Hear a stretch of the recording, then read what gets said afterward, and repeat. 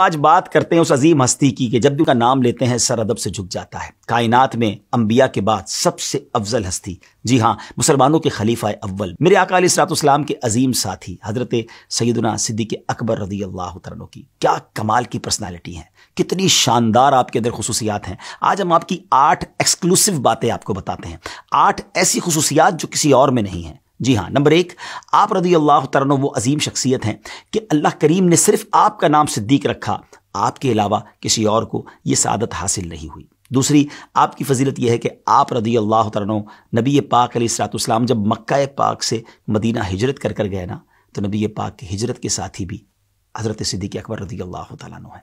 تیسری خاص بات یہ ہے کہ جب ہجرت کے دوران میرے آقا علیہ الصلوۃ والسلام غار ثور میں رہے 3 دن اور 3 راتیں، تو حضرت صدیق اکبر رضی اللہ تعالیٰ عنہ کو شرف حاصل رہا کہ وہ 3 دن 3 راتیں آپ نبی پاک کے ساتھ رہے۔ سبحان اللہ۔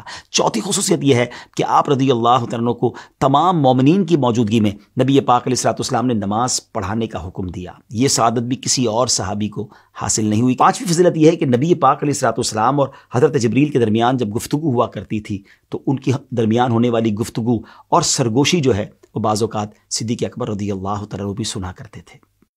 چھٹی خصوصیت یہ ہے کہ آپ رضی اللہ تعالیٰ عنہ نبی پاک علیہ الصلوۃ والسلام کے ایسے وزیر خاص تھے، آپ علیہ الصلوۃ والسلام تمام معاملات میں آپ رضی اللہ تعالیٰ عنہ سے مشاورت فرمایا کرتے۔